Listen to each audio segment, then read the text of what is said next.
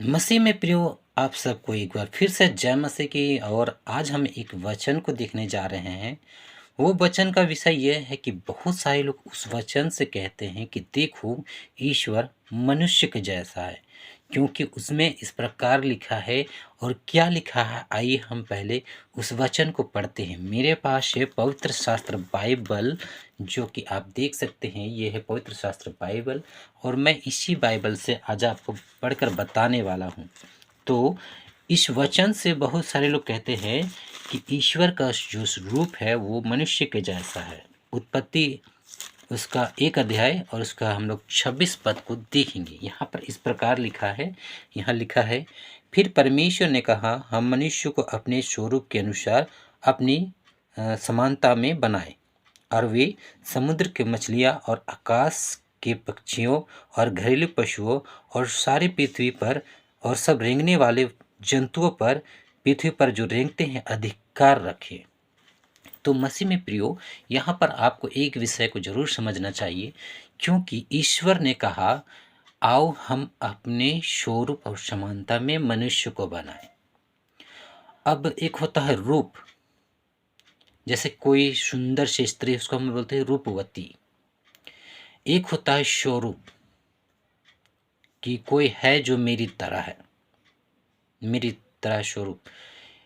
एक जो ईश्वर ने बनाया मनुष्य को, वो अपने स्वरूप के अनुसार बनाया, अपने रूप के अनुसार नहीं बनाया। जो वो दिखता है जैसा वो है, वो स्वरूप के अनुसार बनाया, मतलब अपने जैसा बनाया उन्होंने। उसके पश्चात अपनी समानता में बनाएंगे, कि जैसे मैं क्रिएटर करने वाला हूँ, उसी प्रकार से वो मनुष्य भी कुछ ना कुछ आधुनिक तकनीक बनाएगा, कुछ ना कुछ बनाएगा। जैसे आज बहुत सारे मनुष्य लोग आधुनिक तकनीक का आविष्कार कर रहे हैं। जिस प्रकार से ईश्वर ने इस पूरे ब्रह्मांड को बनाया, एक एक तारा कितना अद्भुत है। सूर्य को ही हम जब देखते हैं तो कितना अद्भुत है, जिसमें लाखों पृथ्वी समा सकते हैं। चांद को देखो कितना अद्भुत है, रात में चमकता है। ये पृथ्वी अपने जगह पे अपने अक्ष पे रोटेशन करता है।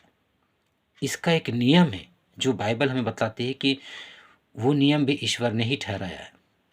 तो मसीह में प्रियो, यहाँ पर एक विषय को जरूर समझना चाहिए कि यहाँ पर लिखा है 26 में, फिर परमेश्वर ने कहा, हम मनुष्य को अपने स्वरूप और अपनी समानता में बनाए।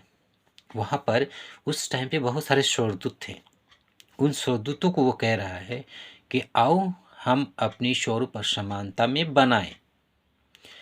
मतलब मनुष्य की तरह जो स्वर्गदूत के रूप था, उसी प्रकार से आओ हम अपने स्वरूप और समानता में बनाए। लेकिन ऐसा नहीं है कि यहाँ पर परमेश्वर का कोई मनुष्य के जैसा रूप है। वो देखा जाए तो इस प्रकार है, वो उसको हम निराकार भी कह सकते हैं और आकार वाला ईश्वर भी कह सकते हैं। क्योंकि जब हम बाइबल में देखते हैं उनका कार्य को, तो जब मूसा को वो जलती हुई झाड़ी में दर्शन देता है, तो वहाँ पर लिखा है कि यहोवा देखता है कि मूसा मेरे तरफ चले आता है, फिर स्वर्गदूत के जरिए से बात करता है। तो यहाँ पर स्वर्गदूत के जरिए से वो कुछ भी विषय को बोलता है, बात करता है मनुष्य के साथ में। जैसे हम लूत के समय भी देख सकते हैं, वहाँ पर 3 पुरुष आते हैं जो कि स्वर्गदूत होते हैं। तो ईश्वर ने कहा, आओ हम मनुष्य को अपने स्वरूप और समानता में बनाए। अब हम उसकी जैसे सोच रखते हैं, क्योंकि हम ईश्वर के स्वरूप में सिरजे गए हैं। अब बहुत सारे लोग, अगर कोई चोरी भी करता है, डाका भी डालता है, हत्या भी करता है, तो ईश्वर का एक जो स्वर्गदूत था, जो कि आज लूसीफर शैतान है, वो उनके हृदय में लूट मार काट चोरी हत्या जरूर करवाता है वो। लेकिन अंतर आत्मा ये गवाही देता है, जो कि ईश्वर से निकला हुआ आत्मा हमारे अंदर वास करता है, वो गवाही देता है कि कहीं ना कहीं तुम गलत कर रहे हो। किसी के अंदर मनुष्य को लेकर 1% प्रेम है, किसी के पास 2% प्रेम है, किसी के पास 50% प्रेम है, किसी के पास 100% प्रेम है। लेकिन अगर आप आज कहीं पर गिर जाते हो, तो उसमें से बहुत सारे ऐसे लोग होंगे जो आपको ज़रूर उठाएंगे। क्यों? क्योंकि उसके अंदर में ईश्वर का प्रेम कहीं ना कहीं बसता है। हाँ, हालाँकि शैतान जो संसार में रहता है वो हमें गलत करवाता है, बुरा करवाता है, लेकिन कहीं न कहीं हम मनुष्य के अंदर में उस ईश्वर का प्रेम बसता है जो हमें अच्छा कर्म करने के लिए उकसाता है। अब अच्छा कर्म में बोले तो कहीं आप कहीं गिर जाइए, एक बार सिर्फ़ आप कहीं मोटरसाइकिल से जाइए, गिर जाइए, देखिए वहाँ पर कितने लोग आपको उठाने के लिए आ जाएँ। हाँ, बहुत सारे लोग ऐसे भी होंगे जो आपको नहीं उठाएँगे, लेकिन बहुत सारे लोग उठाने आ जाएँगे क्योंकि मनुष्य के अंदर में ईश्वर का प्रेम बसता है, जो उन्हें उत्साहित करता है। वो उससे बोलता है कि तुम उसको उठाओ, उसके साथ अच्छा करो।